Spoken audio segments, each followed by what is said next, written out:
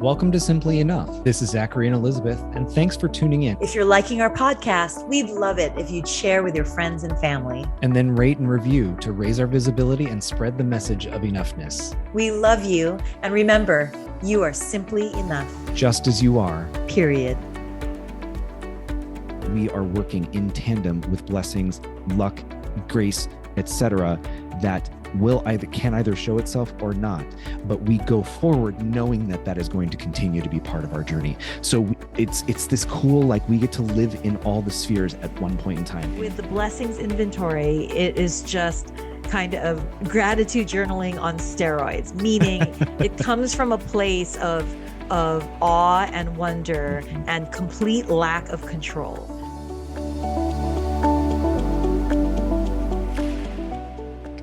Hello, everybody, and welcome to Simply Enough. I'm Mr. Zachary Leonard.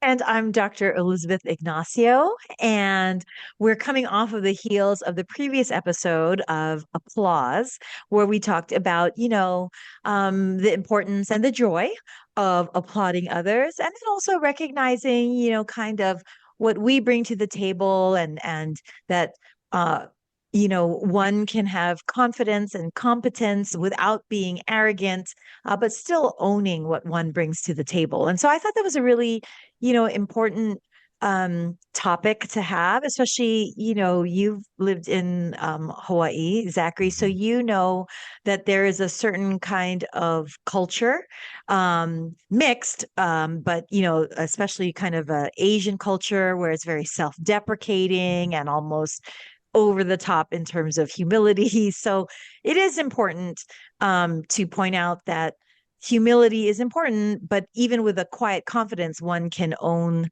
what one has brought to the table and how hard one has worked in order to succeed. But there's a but. I know in my life, I have worked damn hard. And that's something that we talked about in the previous episode that I sometimes don't acknowledge is, well, I got to where I got to, by working hard, a lot of blood, sweat, and lots of tears, and also gratitude for those that have mentored me and supported me. But there's also something to be said about not everything or has to do with how hard one's worked. It's not always purely, a meritocracy of what you've deserved or earned because of how hard you've worked or sacrificed. Sometimes it is just purely that blessings and grace. And for those who don't really come from a kind of faith perspective, then even luck, dare I say. And I was listening to this podcast, and they were talking about a luck inventory, in terms of as hard as we may work. And sometimes we can, go down a checklist of I did this and I did this right and I did that right. And these are the next steps that I have to do that I have to do right in order to succeed. But there is an element of just plain luck, grace, or blessings, for which one can be grateful in recognizing. Especially in my life, I can speak for my own life. I had nothing to do with so many things, but because of the opportunities and possibilities that by luck, serendipity, synchronicity, blessing, divine intervention, taking those opportunities then allowed me to, propel forward. But still, at the very beginning, it still comes down to I had nothing to do with it. And so much has to do with luck, divine intervention, blessing. And I know that's my life. I was wondering about for you, Zachary. Have you ever thought of that? Definitely. And I have a story that you just sparked right away as you were talking about this. And let me just say that I think it's wonderful that you're bringing this up to just round out really where we were going with the applause episode, because I would hate for us to, for listeners to misinterpret the depth of how strong it is to take those moments to acknowledge yourself or other people, but at the same time recognize exactly what you're saying, which is there's also a lot more going on, and to show that. So I've shared on a previous episode kind of my my back to school special of getting into college and getting into Notre Dame, where I was at rehearsal and I got a page on my pager from my mom. And so I call, she, find out I get in, and then I get home from rehearsal that night and there's no one home and everything. So it was all just like kind of a very fun story. But the part two of that story is the next day, I was in my homeroom in high school, and I wasn't always sure how my homeroom teacher would find out how people got in or which class schools people got into. But my homeroom teacher would announce to the entire class, "Oh, Zachary got into the University of Notre Dame, blah blah blah." Now, th- my own feelings about that aside, which I have to admit were very uncomfortable, and I certainly felt for the people who didn't get into a school. Right now, here there's somebody being publicly lauded, and maybe that was a school they wanted to get into, and they got the rejection letter or the deferral letter. All of the ickiness aside, okay, I will tell you what was also going on. So my homeroom teacher would then compliment this person and say, "Oh, Zachary is so deserving because he does this and he is this and he is that." And so, on its surface, a very, I guess, seemingly nice thing to do. But I'm sitting in my desk just really uncomfortable. I'm uncomfortable with the spotlight. I'm uncomfortable with this entire setup. I'm uncomfortable because I do know that somebody in the class didn't get in to Notre Dame, and was sitting there having to listen to this. And on top of all that, I was sitting there with this awareness that so much of why I got in was out of my control and truly, like you said, the result of luck, blessings, grace, etc. And this was being presented to the class and almost to me as if it was mine and I did it and I deserved like all of it, and I didn't. And so I found myself having a strong physical reaction where I was like kind of angry, and I don't but I was having like a really passionate response, and I almost said something like to my teacher, like, there was a lot more that went into this and that was out of my control. Yes, I submitted the application and I did all the stuff in school and everything, but my friend who was sitting 2 rows away from me was quote unquote equally as deserving. I mean, grades wise, etc. And yet somehow I was chosen and he wasn't. So there was a blessing, a grace that I was given that was completely out of my hands that I recognized was not the same for him. So that's, as you were talking, that's immediately where I went. Is yes, it could have been a moment for me to be like, okay, look at what you did, but also keep in mind, Zachary, there was a whole lot that you had no control over that worked out in your favor in this case. I couldn't help but also think as you're telling this story and as you're talking about this friend, um, who, wanted to go and in your being chosen, what blessing there was in your being chosen. There's a little flip side that I just instantaneously couldn't help but think, which is the blessings of unanswered prayers Mm-hmm. too, though. So for that friend, I hope, I have no idea who you're talking about, but I know for myself, some of my biggest blessings are from closed doors and Mm-hmm. from seemingly unanswered prayers. And I say seemingly unanswered because actually, my prayer was answered. It's just not the answer that I Yeah. wanted. But at the end of the day, the no, the rejections, the slam doors, the closed doors, um, really, that is a part of my inventory of blessings in how the required necessary pivot or shift, and then opportunities and possibilities that cross my path through divine intervention, it all worked out. So there's there's the blessing of not having control sometimes of being chosen. And then I choose to think that there's also blessing. Mm-hmm. It doesn't feel that way at the time. I'm not Right. Pollyanna. I'm not denying that it sucked at the time, getting no's or rejections or closed doors. But still, the prayer might have been answered with a no or a not yet, right? So a no doesn't mean, no, period. It could be a not yet. But even with a no, those those quote unanswered prayers or answered with a no can still be an answered prayer in a different way, solely based on grace or luck, however you want to look at it, as opposed to purely explaining things with or without. Well, I did this and therefore I deserve it. I didn't do this and so I didn't deserve it. Sometimes it really has nothing at all to do with, again, meritocracy of what one Yeah. did and earned or not earned. uh, some of you may be surprised to know this, but I love country music, and I have loved country music for quite a while. And my one of my favorite songs in high school was Garth Brooks' "Unanswered Prayers," which is entirely about that. And the crux of the song, because it's, country, so it's about often about love. And in this case, he's talking about he was so in love with this girl in high school, and then that relationship dissolved, and then he met his wife, and his wife, ended up being this person that he loved, and how, he thought that this first relationship was it, and then it dissolved. And then he goes into the chorus about some of God's greatest gifts are unanswered prayers. So as you were taking, I mean, that literally are the lyrics of his song.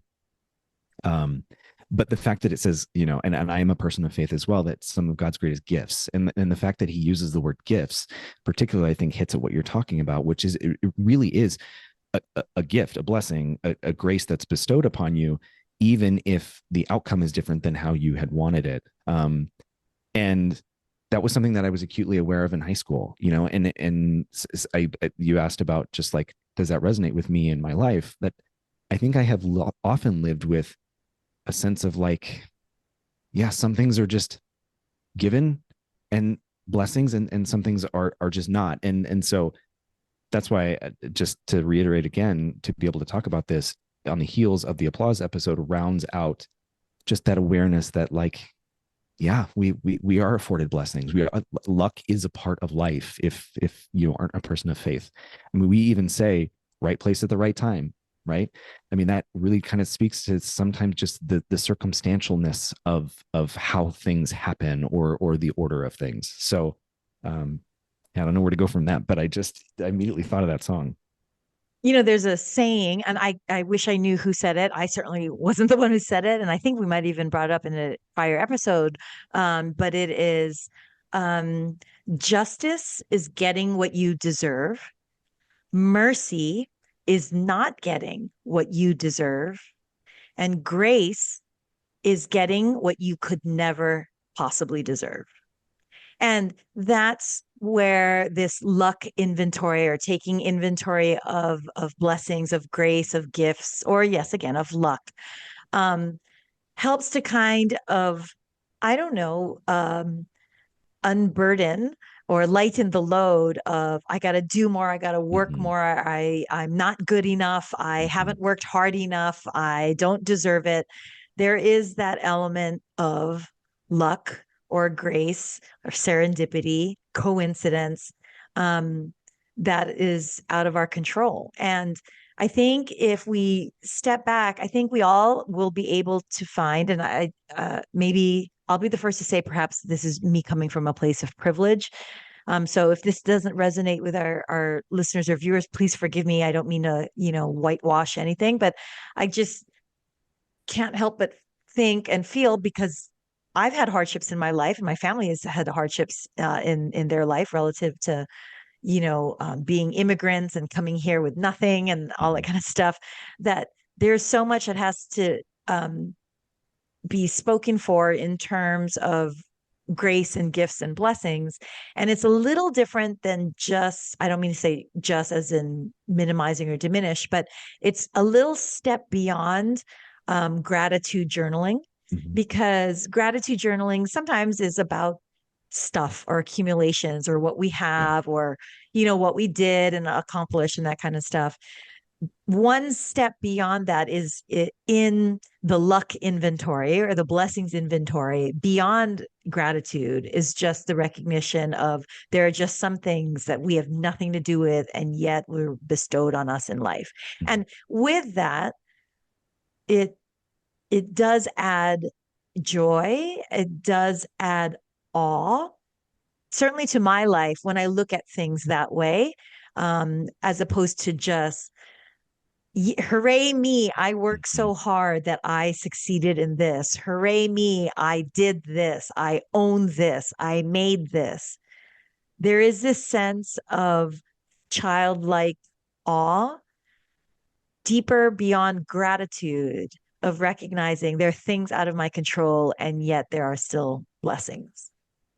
I have spoken openly about my body weight journey on this podcast, and for those of you who are coming to us now, welcome.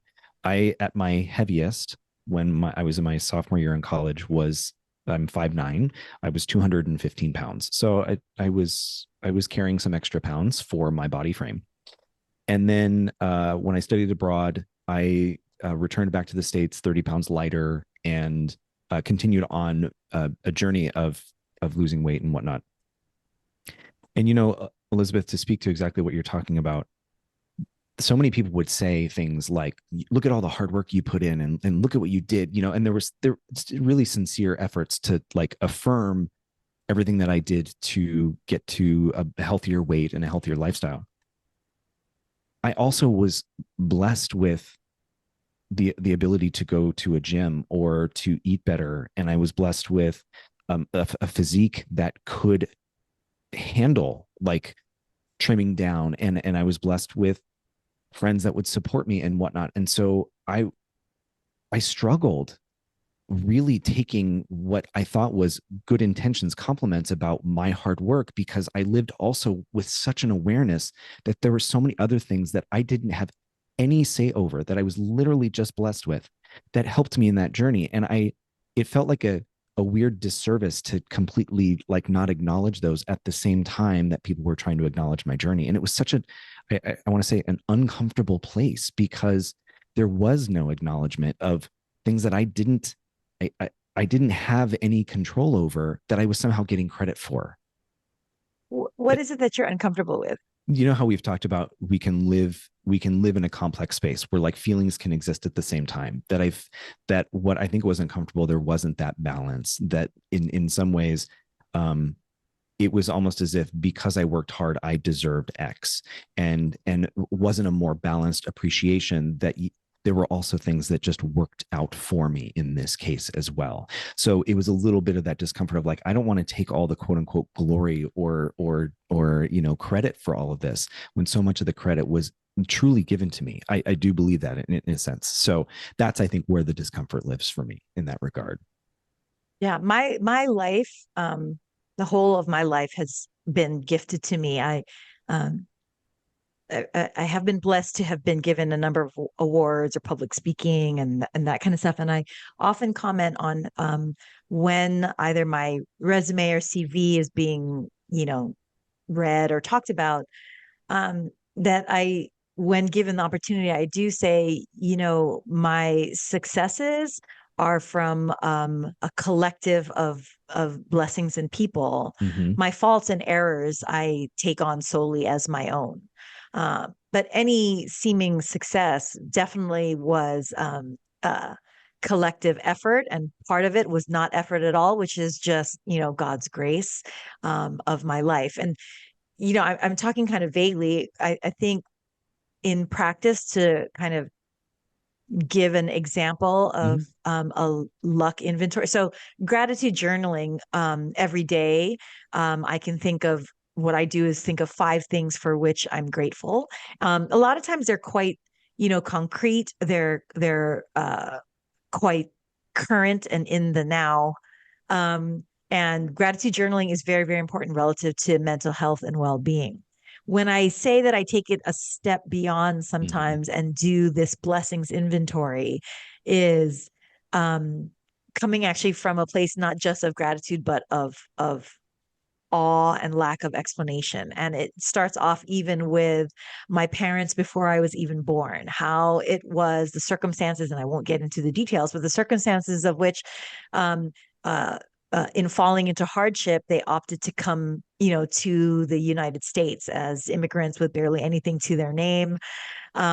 What a blessing it was that they decided to make that leap, whereas many people would not have in their same circumstance make that leap. And then the blessing as being a part of this family, the blessing, therefore, of recognizing, what it's like to be, of mixed race identity and learn about American culture, even local culture. I don't mean Native Hawaiian because that's a Mm-hmm. blessed and dignified culture in and of themselves, but even just local culture of being a local person in Hawaii, that is a blessing that I think enriched me. The blessing of seeing my parents struggle and yet work hard and persevere, and the blessing of having parents that frame it in such a way that the hardships are blessings in disguise, and they pass that down to me, and hope I think I pass that down, and my husband and I pass that down to our kids in terms of that perspective of divine intervention and blessings in disguise. My being an orthopedic surgeon is a total fluke. My first job ever was being a college student advisor for high school students and undergraduate students interested in pre-med. Well, one of the guest speakers happened to be the residency director of orthopedics at Georgetown. I got to know him 2 years before ever rotating on ortho. And I actually don't really remember much of that summer when I first met him. And he was only there for one night. But somehow I stuck in his mind. And when it came time, third year med school, to choose a surgical rotation, I went to ortho and he remembered me, not because I earned or deserved anything. I mean, that was a happenstance, one night when he gave a speech to these students. And yet he became my champion and advocate, but or even sorry, now I'm like, see, this is how my mind works. Like Yeah. once I get into the frame of mind of like look for divine intervention, then my mind just goes because I've Yeah. trained my mind that way. So even being a med student, how I got into medical school, not only did I work damn hard, but honestly, so many of my classmates worked hard, and some got Mhm. into med school and others didn't. So why me? There's a lot that I would say I didn't deserve to get into med school above so and so and so, and Mhm. and this other person, and yet through divine intervention, through other people interceding on my behalf, not because of deserve, but because they just felt compelled to help this person, i.e., me. There's just so many kind of hands in the pot that I have nothing to do with, Mhm. that I can only explain as some would say luck. I definitely explain it as grace and divine intervention that has nothing to do with merit and that I earned it or deserved it. And I'm grateful and I'm in awe of my life in that way. Mhm. And forgive me if this, I'm not trying to make it formulaic, but in the practice of building this awareness towards a blessing inventory, that is separate from the idea of a gratitude journal. Is it as simple as just at the end of the day taking a moment to reflect on where there could have been those moments where you recognize that you were given a blessing or a grace or divine intervention, or is there more to it? A blessings inventory or luck inventory can very well be an offshoot of gratitude journaling, or can be your gratitude journaling for that day. So Mm. I don't want it to appear mutually exclusive per se. My perception in my own life of gratitude journaling gratitude journaling versus like a blessings Mm-hmm. inventory is just that with the blessings inventory, it is just kind of gratitude journaling on steroids, meaning it comes from a place of awe and wonder Mm-hmm. and complete lack of control. So again, this is just my perspective, but like sometimes gratitude journaling is about things or Yeah. circumstances or situations. Like I'm so grateful for my warm parka because it was so cold today. I'm Mm-hmm. so grateful, that my children are happy at their school. I'm so grateful that my husband loves his job. Like I'm so grateful that my parents are healthy. Okay, so that's gratitude journaling. There's also blessings in that too, so I Mm-hmm. can also quote count this if I wanted to as blessings inventory. But I guess really when for my own life, when I decide for myself, today I really want to think about my blessings inventory and what is completely intangible and out of my control. It's akin to a exercise that I kind of told you about, which is by this I know. Mhm. And what that is there are certain things in life that I know that I have nothing to do with, and it's because it happened. By this I know that there is a God, there is universe, there is source, there is force. And so it's very much external to me. That's what I do in terms of luck inventory, just things that I had no hand in. Like when uh, I was riding on or driving from Delaware to DC, and I was in my little Accord coupe, which is a two-door little car, and nearly got, hit by a 16 wheeler. And I spun and came very slowly to the guardrail facing the opposite direction. And I had nothing at all to do with that because I let go of the wheel. So I didn't maneuver the car. I wasn't a good driver. It had nothing at all to do with that. That I have no doubt was guardian angels and divine intervention. How I came to meet my husband, who actually, the circumstances, yes, we went to the same college, but actually he didn't call me by my own name. He mistook me for somebody else. I actually didn't like him because of how I had judged him to be, but just circumstance after circumstance kept putting us together till finally it was just very clear that I was meant to go to Georgetown, and there are many reasons why I was meant to go to Georgetown, one of which was to meet my future husband. By the way, young women that are listening to this, that is not why one goes to Right. college. So please don't take that, don't misunderstand that, and that like, hooray, that was my reason for going to college was to meet my future husband. It's just when I look back on my life and the circumstances and how uh it's as if steps not under my control Mhm. were already, I don't want to say predetermined because that sounds religious, and I'm not talking about predetermination like in the from the Catholic standpoint, because I think that um part of luck is recognizing a lucky or blessed opportunity, but also being prepared, having prepared oneself to take that opportunity or possibility and run with it. um that's where free will meets grace and divine Mhm. intervention, to flourish, beyond the whole being greater than the sum of its parts. Mhm.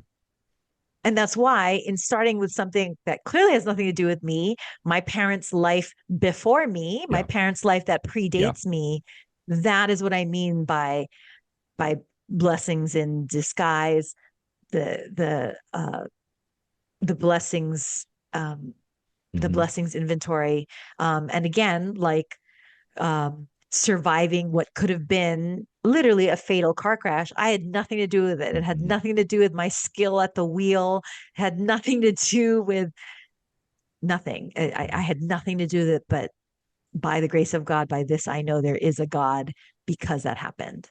So helpful. And I think for those listeners who are wanting to build this practice and build this mindset for themselves, even that phrase or the idea of thinking about if they do some form of gratitude journaling, putting it on steroids, I think that can help those who this is speaking to them, and they're also finding like, yeah, I want to build this more in my life. And I just want to bring back what you were talking about earlier at the beginning of the episode with the friend of mine that didn't get into Notre Dame.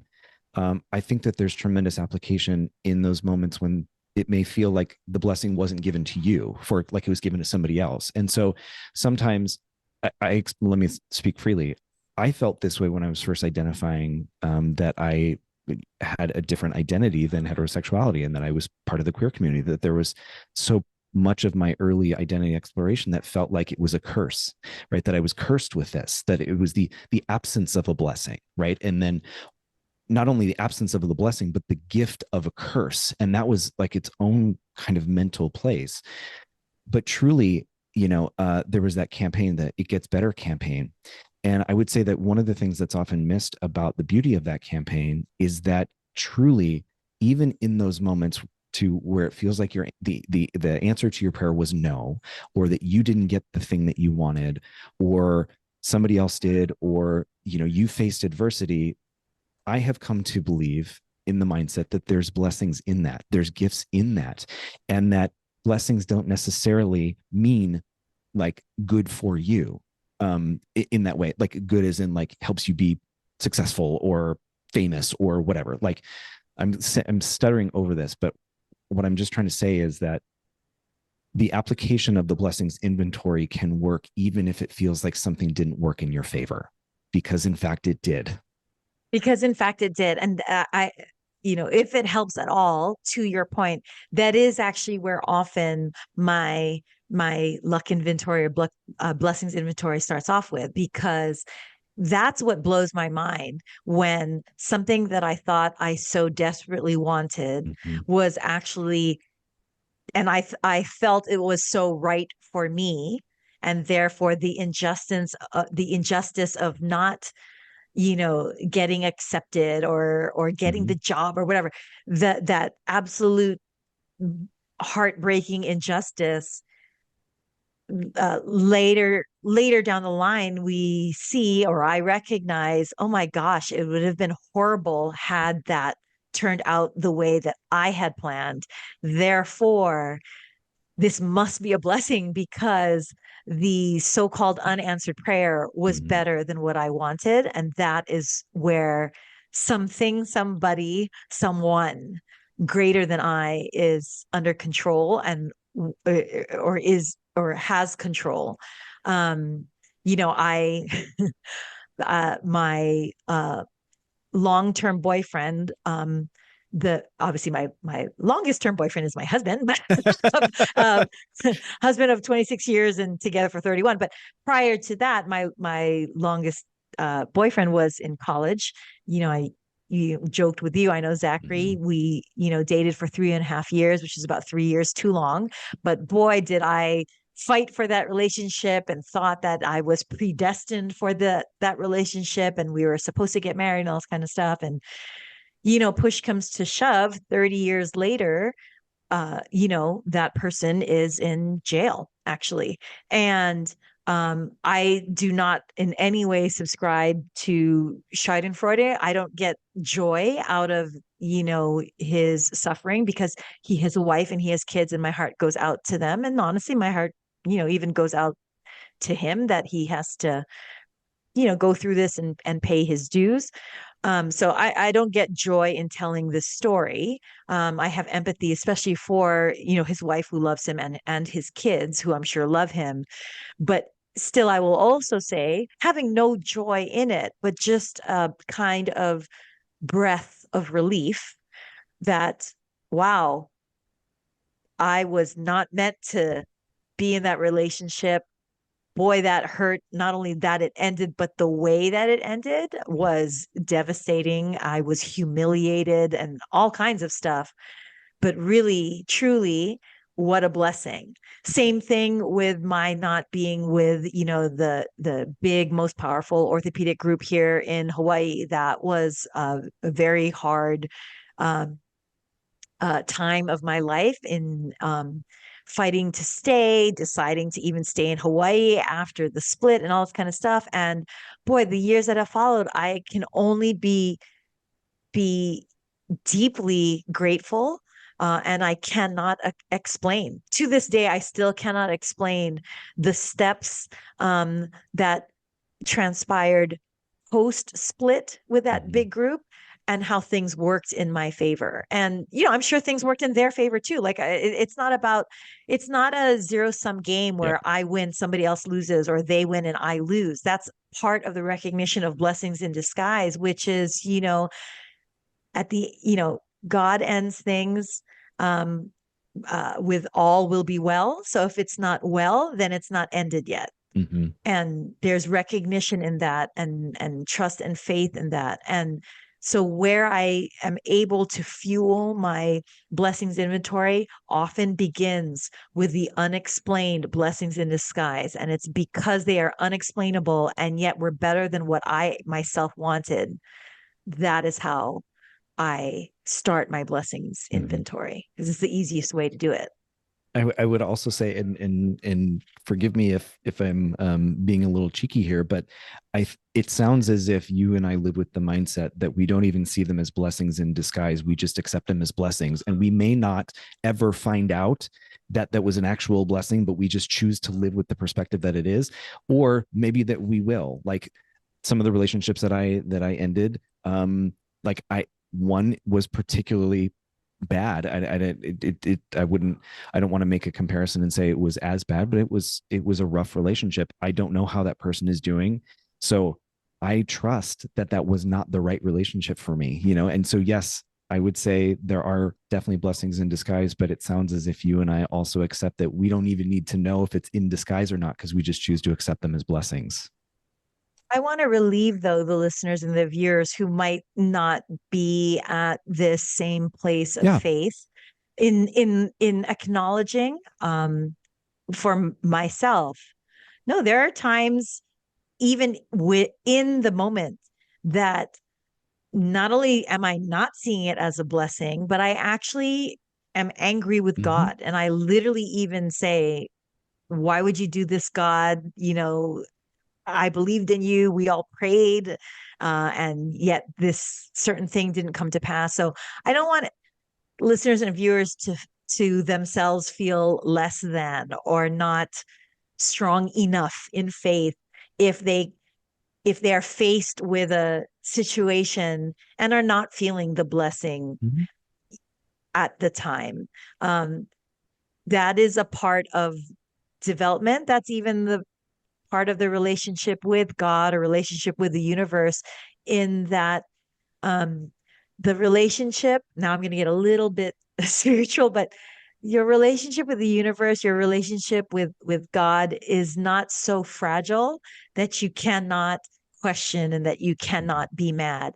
It is in that exploration, and that it is in that arguing with God, that often you come through it deeper and stronger in your relationship. So I just want to relieve listeners and viewers, and if they're in any way feeling like, well, I'm not a good enough blank Christian, Buddhist, Muslim, whatever, if they cannot see the blessings right then and there, or even have faith that it is a blessing right then and there. I myself have my moments, and literally just a week ago, like Mm-hmm. it's I haven't mastered it yet, but what does make it easier, where it's more reflexive than it is a struggle. It's more reflexive now to get to have faith in the perspective of, well, if it's not well now, then it's not the end, because Mm-hmm. God ends things with all will be well. So that is a practiced perspective that starts with the exercises of, blessings inventory. Yeah. Thank you for saying that. That's my first 2 years moving to Chicago from Hawaii were really hard. I was in a really, really dark place, truly. We were in a new environment. We didn't have any friends. I had left all my friends and loved ones in Hawaii. I had a job that was very hard, but I felt very confident in, and my 2 years were dark. And at I would say that my ability to recognize the blessings around me and to take stock of that blessings inventory was definitely challenged and pushed. Even with, like we've talked about, the practice of so many years of living with that awareness. So it's an important thing to put out there, and I thank you for bringing that balance back in, um, and also offer, that's why I brought up the It Gets Better movement, because as a young queer individual, there were many times that I didn't see that, I couldn't see that there were blessings around me, that it just felt like there weren't. um so thank you for bringing in that balanced perspective, because we'd be remiss if we didn't put that out there. So yeah. And the more one is able to adopt that perspective, though, say for those 2 years when Mm-hmm. you were going through this, at the time, your faith is challenged, your self-belief is challenged, your ability to think of it as a blessing is completely challenged. It's probably actually, knocked down, to be honest. But in 2 years later, i.e., now, in retrospect, to look at the journey and be like, well, this happened, and then because of this, then this, and then because of that, then this, and then this, and all of those steps, some of which you had no control.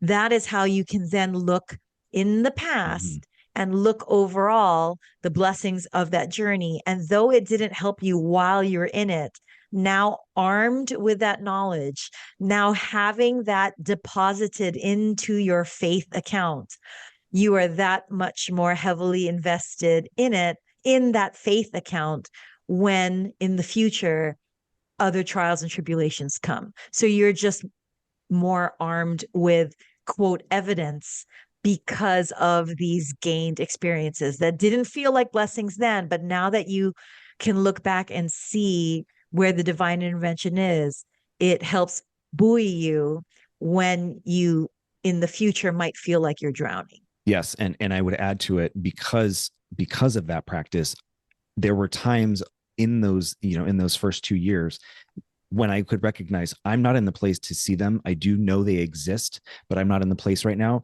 So rather than try to look for them and force it when it doesn't feel right, but also like not live with the awareness, I'm going to acknowledge that perhaps a retrospective lens will help bring clarity to where I feel now, even though I know that they exist. I'm not in a place to. So it was almost like I could put a little hold on it. So I still had that practice that was keeping me going and saying, like, I know, I can't right now, but I do know. So even in those quote unquote darker moments, I could still honor that mindset, but still not force myself to have to do it, to try to like push Pollyanna, whatever, my way through it. So even then, that was what I found, that practice enabled me to just recognize and not force anything, and then look back reflectively and say, yes, I see them now.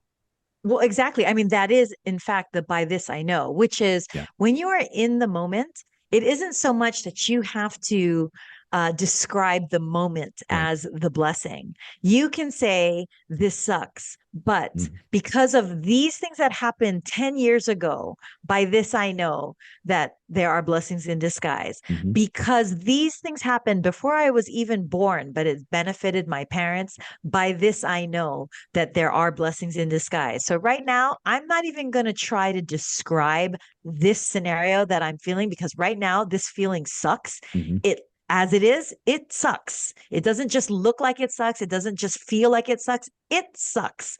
So I'm not even going to try to find the blessing in this Right. situation right now. But what I am going to do is I'm going to arm myself by looking in the past and looking at scenarios, situations, and experiences in my past or even generations prior, and buoy myself and armor myself with seeing those blessings in disguise, so that even though what I'm going through right now sucks, I can feel hopeful, at least, that I can't figure out anything good about this right now. This sucks, period.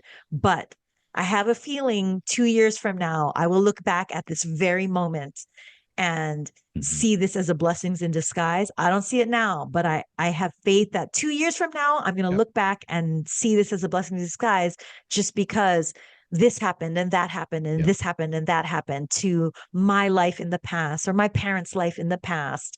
As you were talking, I'm like, it both allows us to live in the past, present, and future at the same time, which is to look back and see our hard work and efforts, but also acknowledge all the blessings that are there, which equips us with dealing with currently in the present. Maybe there are blessings we can see, blessings we can't see. We can also keep working and keep trying to be ourselves, live in alignment with ourselves, and then also trust going forward. We may face adversity, we may face quote unquote successes, we may face things, but all in all, we are working in tandem with blessings, luck, grace, etc., that can either show itself or not, but we go forward knowing that that is going to continue to be part of our journey. So it's this cool, like, we get to live in all the spheres at one point in time, and you just captured that. I couldn't help but think, in being mindfully present, but recognition of the blessings from the past and hope for the future, that is where the divine lives. Okay, listeners, then remember that you are not just simply enough, You are blessed and you are more than enough.